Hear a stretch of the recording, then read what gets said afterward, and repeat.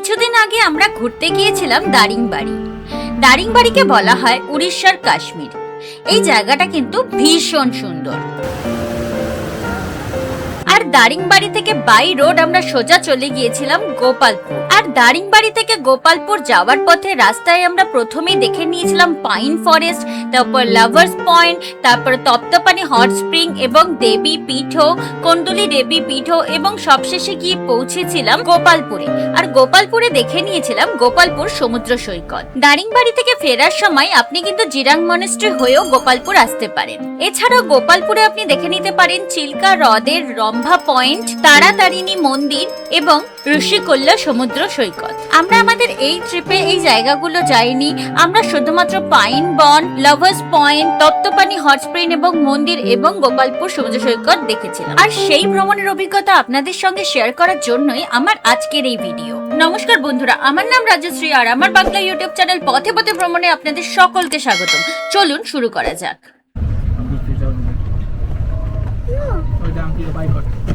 By করে দাও। এখন আমরা আমাদের ইকো রিট্রিটের ট্যুর কমপ্লিট করে বেরোচ্ছি। আর এখন আমরা যাব গোপালপুর। এখন ঘড়ির সময় বলছে সকাল 11:26 বাজে। ইকো রিট্রিট সম্পূর্ণ করে আমরা বেরিয়ে পড়েছি। আর এখন আমরা যাচ্ছি পাইন বন দেখার জন্য।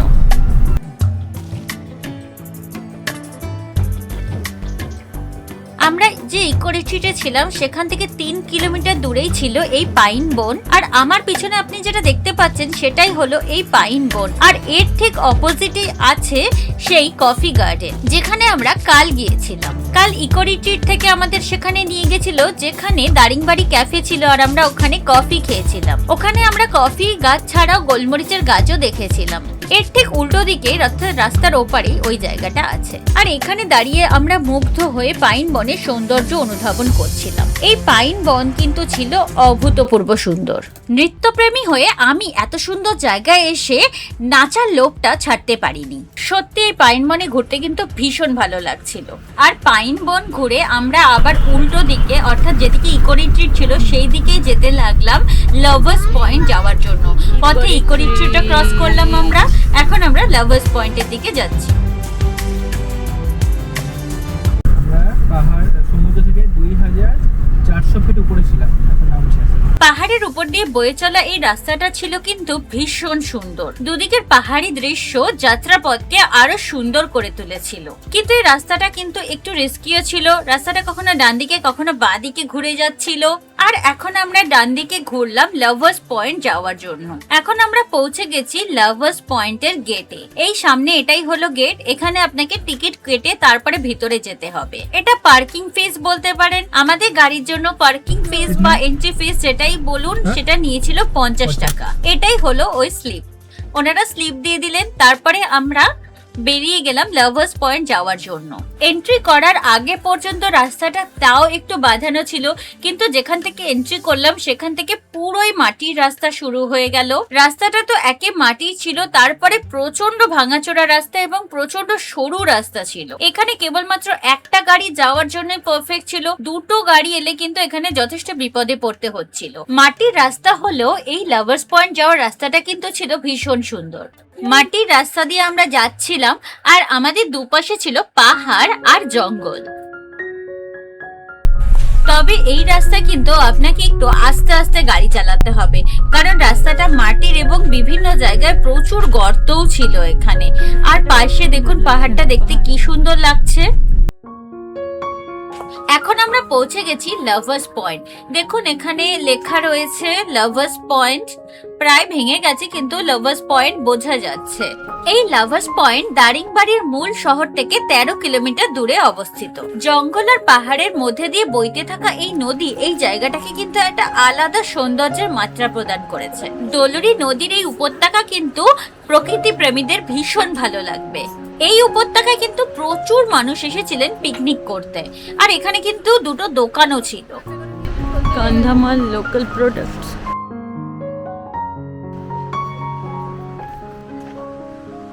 আর এরপর আমরা ধীরে ধীরে নদীর দিকে যেতে লাগলাম। আর নদী পর্যন্ত যাওয়ার জন্য কিন্তু এখানে কোনো বাঁধানো বা প্লেন রাস্তা নেই। আপনাকে কিন্তু পাথরের উপরে চড়ে চড়েই ধীরে ধীরে যেতে হবে নদীর দিকে। তবে এখানে পাথরের উপর দিয়ে নদীর দিকে যাওয়ার সময় একটা আলাদাই রোমাঞ্চর অনুভূতি হচ্ছিল। প্রকৃতির এত কাছে এসে কিন্তু আমাদের সত্যি ভীষণ ভালো লাগছিল। অবশেষে আমরা এই রোমাঞ্চকর পথ অতিক্রম করে একদম নদীর সামনে চলে এসেছি। আর এই লাভার্স পয়েন্টে পাহাড় আর জঙ্গলের মধ্যে দিয়ে বয়ে চলেছে খুব সুন্দর একটা নদী। নদীটির নাম দলুরি নদী।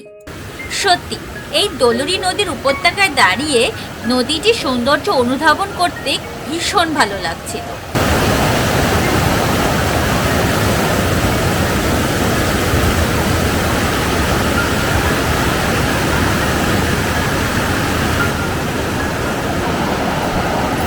সুন্দর জায়গা।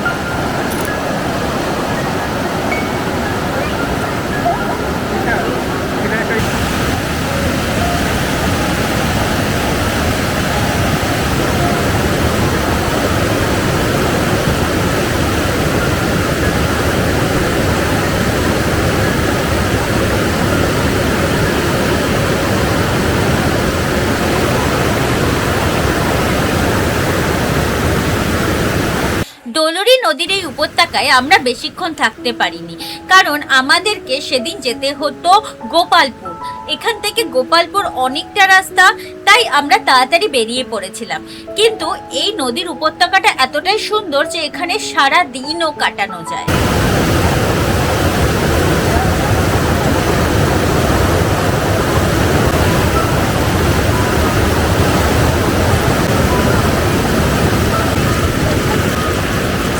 এই জায়গায় নদীটির একটি বিশেষ বৈশিষ্ট্য লক্ষ্য করলাম। হয়তো পাহাড়ের বুকের ছড়ানো পাথরগুলোর জন্যই কখনো কখনো নদীটি ভীষণ শান্ত, আবার কখনো কখনো নদীটি ভীষণ ভয়ঙ্কর রূপে বইছে। এই একই জায়গায় একই নদীটির এত ভিন্ন রূপ দেখে আমরা সত্যি মুগ্ধ হয়ে গিয়েছিলাম। পাহাড় আর জঙ্গলের মধ্যে বয়ে চলা এই ছোট্ট নদীর পাশের এই সুন্দর উপত্যকা কিন্তু রিল্যাক্স করার জন্য এবং ফটো তোলার জন্য খুব আদর্শ স্থল।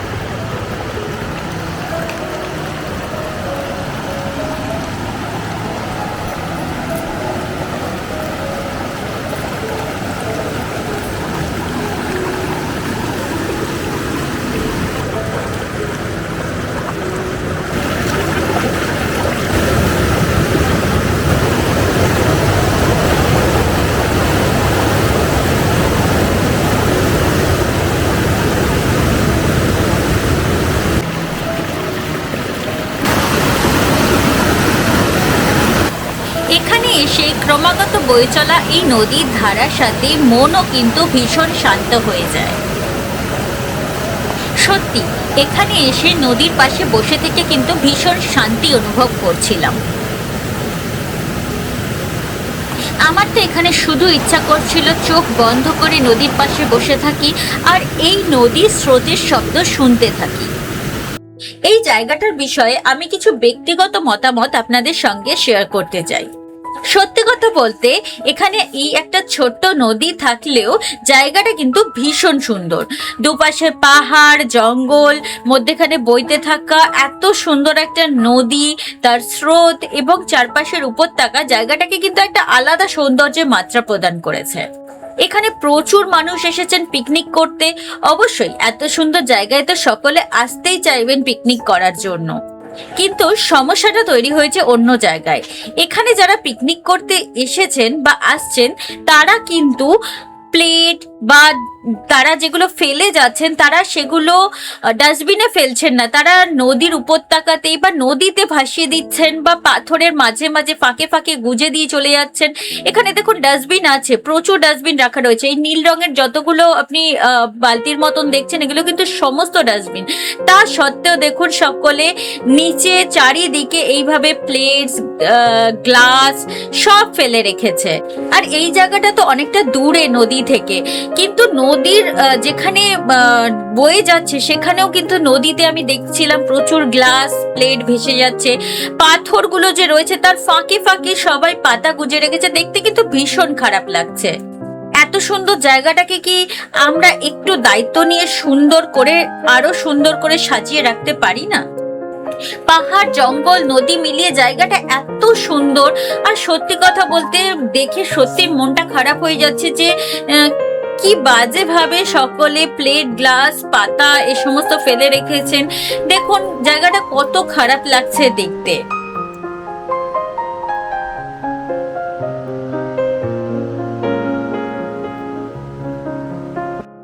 আর এখানে একটা দুটো দোকানও রয়েছে যেখানে মুড়ি, চকলেট এই সমস্ত ছোট ছোট জিনিসপত্র পাওয়া যাচ্ছে।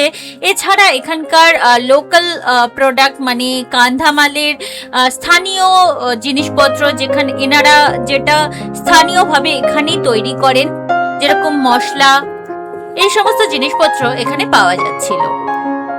এখানে একটা ছোট ফাস্ট ফুডের দোকান ছিল যেখানে ডিমের বিভিন্ন জিনিসপত্র, মুড়ি এ সমস্ত পাওয়া যাচ্ছিল। দারিংবাড়ি ইকো রিট্রিট দেখে বেরিয়ে আমরা পাইন বন এবং লাভার্স পয়েন্ট দেখে বেরিয়ে পড়লাম আমাদের লং জার্নিতে। এখন আমরা যাব গোপালপুর। দারিংবাড়ি ইকো রিট্রিট থেকে গোপালপুর সমুদ্র সৈকত অব্দি দূরত্ব হলো 155 কিলোমিটার মোটামুটি। কিন্তু এই 155 কিলোমিটারের রাস্তা পুরোটাই পাহাড়ের উপর দিয়ে, আর এখানে কিন্তু প্রচুর পরিমাণে হেয়ার পিনস আছে। আর এই প্রচুর পরিমাণে হেয়ার পিনস এই রাস্তাটাকে কিন্তু প্রচন্ড বিপজ্জনক করে তোলে। আর এই বিপজ্জনক রাস্তা দিয়ে চলতে চলতে আমরা পেলাম খুব সুন্দর একটা দৃশ্য, একটা ভ্যালি। বলে না সবচেয়ে বিপজ্জনক জায়গাতে সবচেয়ে সুন্দর জিনিস লুকিয়ে থাকে। হ্যালো, শুভ সন্ধ্যা। এখন আমরা পৌঁছে গেছি গোপালপুরে। সকালে আমরা পাইন বন এবং লাভার্স পয়েন্ট দেখে বেরিয়ে পড়েছিলাম। যে রাস্তা দিয়ে আমরা দারিংবাড়ি থেকে গোপালপুর অব্দি এলাম সেই রাস্তা ছিল খুবই খারাপ রাস্তা। সত্যি কথা বলতে এত অ্যাডভেঞ্চার, এত রোমাঞ্চ একদিনে আমরা এর আগে কখনোই উপলব্ধি করিনি। আজ যেটা করলাম, পাহাড়ি রাস্তা, তার মধ্যে রাস্তা প্রচন্ড খারাপ, রাস্তার একদিকে গর্ত, একদিক দিয়ে যাওয়া যাচ্ছে, সেখানে সিঙ্গেল রোডে এদিক থেকেও গাড়ি আসছে, ওদিক থেকেও গাড়ি আসছে। আর শেষ অংশটা তো আমরা পুরো শস্য ক্ষেতের মধ্যে দিয়ে এসেছি। আর সেখানে একবার আমাদের গাড়ির চাকা গর্তেও পড়ে গিয়েছিল। কিভাবে যে গাড়ির চাকাকে গর্ত থেকে বের করেছি সে ঘটনা না হয় পরে কখনো বলবো। এখন আমরা চলে এসেছি তপ্তপানিতে। তপ্তপানি এটা হলো মন্দির, দেবী পীঠ। এখানে এই দেবী পীঠ অর্থাৎ মন্দিরের আশেপাশে কিন্তু প্রচুর দোকান রয়েছে। এই মন্দিরটির নাম হলো মা কুণ্ডলী দেবী মন্দির। এই মন্দিরকে অনেকে তপ্তপানি মন্দিরও বলে থাকেন। অনেকের কাছে এটি কান্দিমাতা মন্দির নামেও বিখ্যাত। শ্রী শ্রী মা কুণ্ডলী দেবী পীঠ। আমরা সকালে মোটামুটি 11:30-12টায় বেরিয়েছিলাম ইকো রিট্রিট থেকে। আর এখানে তপ্তপানি হট স্প্রিং এ আমরা এসে পৌঁছেছি সন্ধ্যে 6:20-তে। এই গ্রিলের ওই দিকটাতেই কিন্তু আছে হট স্প্রিংটা, আর ওখানে হট স্প্রিং এর উপরেই আছে দেবীর মূর্তি। এই দেখুন মন্দিরের ঠিক বাইরেই আছে এই উষ্ণ প্রস্রবণ বা হট স্প্রিং, আর এই হট স্প্রিং এর উপরেই আছে দেবীর মূর্তি। দেবীর পূজা কিন্তু এখানেই হয়। কিন্তু মন্দিরের এপাশ থেকে আপনি হট স্প্রিং অবধি যেতে পারবেন না। হট স্প্রিং এ অবধি আমরা মন্দিরের পাশ দিয়ে আরেকটা রাস্তা দিয়ে যাব। এখন আমরা হট স্প্রিং দেখার জন্য যাচ্ছি। এখন আমরা মন্দিরের পাশের রাস্তাটা দিয়ে উষ্ণ প্রস্রবণ অবধি যাব।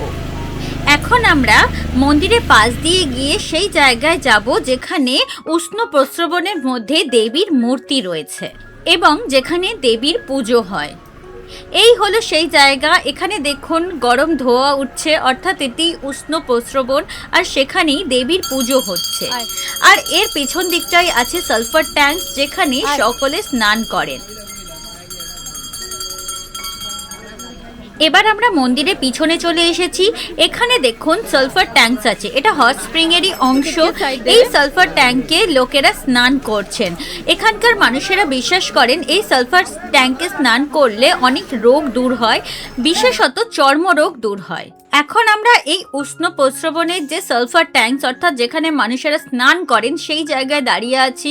দেখুন এই জায়গাটা জল থেকে কত ধোঁয়া বেরোচ্ছে। এটা কিন্তু পুরো গরম জল, আমি একটু পা ডুবিয়ে দেখেছি, এই জলটা পুরো গরম। এগুলো সালফার ট্যাঙ্কস, এখানে সকলে স্নান করেন।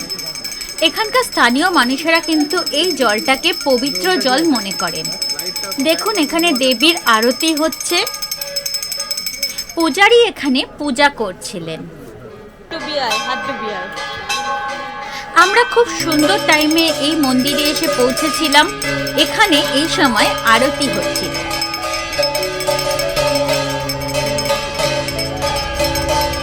আমরাও এখানে মন্দিরের সামনে দাঁড়িয়ে কিছুক্ষণ আরতি দেখেছিলাম। এই উষ্ণপ্রস্রবণ এবং মন্দিরটি গঞ্জাম এবং গজপতি জেলার সীমান্তে অবস্থিত। এটি পূর্বঘাট পর্বতমালার উপরে অবস্থিত। এই জায়গাটি বহরমপুর শহর থেকে 87 কিলোমিটার দূরে অবস্থিত। এখানে বেড়াতে আসার আদর্শ সময় হলো শীতকাল, অর্থাৎ অক্টোবর থেকে ফেব্রুয়ারি মাস। এই তপ্তপানি হট স্প্রিং এর কাছে আছে ওড়িশা গভর্নমেন্টের ওটিডিসি পান্থনিবাস। আপনি এখানে ঘুরতে এলে ওড়িশা গভর্নমেন্টের ওটিডিসি পান্থনিবাসের আপনার স্টে বুক করতে পারেন। আপনি যদি তপ্তপানি উষ্ণ প্রস্রবণে আসেন তাহলে এর কাছাকাছি জিরাং মোনাস্ট্রি এবং খাসাবা জলপ্রপাতও দেখে নিতে পারেন। এই ট্রিপে আমাদের হাতে সময় কম ছিল, তাই এই ট্রিপে আমরা জিরাং মঠ এবং খাসাবা জলপ্রপাত দেখতে যেতে পারিনি। এই জায়গার কাছে একটা ডিয়ার পার্কও আছে। এখন অনেকটা রাত হয়ে গেছে, তাই এখন আমরা তপ্তপানি উষ্ণ প্রস্রবণ থেকে সোজা গোপালপুর চলে যাব। গোপালপুরে আমাদের হোটেল আজকের জন্য বুক করা আছে।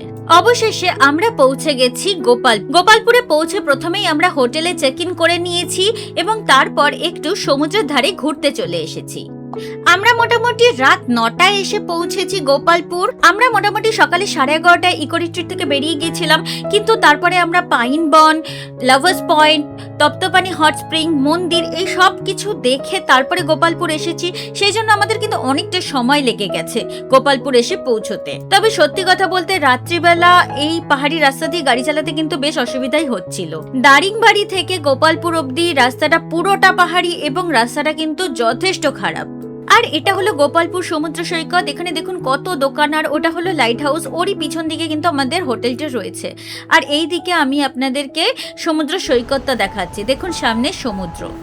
অনেক লং জার্নিতে যতই ক্লান্তি আসুক, আমি যদি এই এত বড় জার্নি পর এসে সমুদ্র দেখতে পাই, আমার ক্লান্তি আর একটুও থাকে না। সমুদ্রের ধারে একটু ঘোরাঘুরি করে আমরা আমাদের ঘরে ফিরে এসেছি। এটা হলো আমাদের হোটেলের রুম। এখানে একটা আলমারি মতন রয়েছে। এদিকে আছে ডাবল বেডের দুদিকে দুটো সাইড টেবিল আছে। এদিকে এই একটা সাইড টেবিল আর ওইদিকেও সেম আরেকটা সাইড টেবিল রয়েছে। এদিকে একটা টেবিল রয়েছে কাজ করার জন্য। এখানে চায়ের কাপ এবং ইলেকট্রিক কেটেল, টি কিট এ সমস্ত দেওয়া রয়েছে। এদিকে একটা চেয়ার রয়েছে, টেবিল আছে কাজ করার জন্য, আর উপরে আছে টিভি। আর এদিকে একটা বেসিন আছে, একটা ডাস্টবিন রাখা রয়েছে। আর এই দেখুন টিভি, আর উপরে আছে এসি। চলুন একবার বাথরুমটাও দেখে আসি। বাথরুমটা খুব একটা বড়ও নয়, আবার খুব একটা ছোটও নয়। এদিকে আছে হলো বেসিন, আর উপরে শাওয়ার, আর উপরে গিজারও কিন্তু রয়েছে। আমরা এখন হোটেলে রয়েছি। এটা হলো গোপালপুর রিসোর্ট, আর এটা হলো হোটেলটার মধ্যেখানে জায়গাটা। একবার আপনাদেরকে দেখিয়ে দিচ্ছি। এই দেখুন এই জায়গাটা বেশ বড়। এখানে একটা ছোট মন্দির মতন রয়েছে।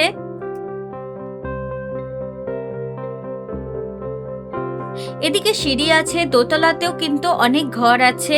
এদিকটায় ওনাদের এই সাইডটা ওনাদের কিচেন, আর এদিকটা হলো রিসেপশন। হোটেলটা বেশ চকচক করছে, মনে হচ্ছে রংটা নতুন করা হয়েছে। আর এদিকেও দোতলায় ওঠার একটা সিঁড়ি রয়েছে, আর এর পাশে একটা ছোট মোটো করিডোর। এখানে আমাদের রুম 201 নম্বর রুম। আর এই করিডোরটা দিয়ে যখন আমরা বাইরে বেরোবো তখনও এই জায়গাটা এসে পৌঁছাবো। এটাও কিন্তু হোটেলেরই অংশ। হোটেলের এই অংশটাও কিন্তু ভীষণ সুন্দর। আর এখানে আছে ওনাদের রেস্টুরেন্ট। এটাই হলো রেস্টুরেন্ট। এখানে কিন্তু ব্রেকফাস্ট, লাঞ্চ, ডিনার সবই পাওয়া যায়। আর এখানে আছে সুইমিং পুল।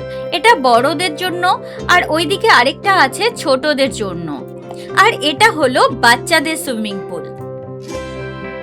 এই সমুদ্র সৈকতের ধারে কিন্তু ট্যুর এবং ট্রাভেলস এর বিভিন্ন দোকান রয়েছে। আর এখানে কিন্তু বেশ কয়েকটা খাবার দোকানও রয়েছে।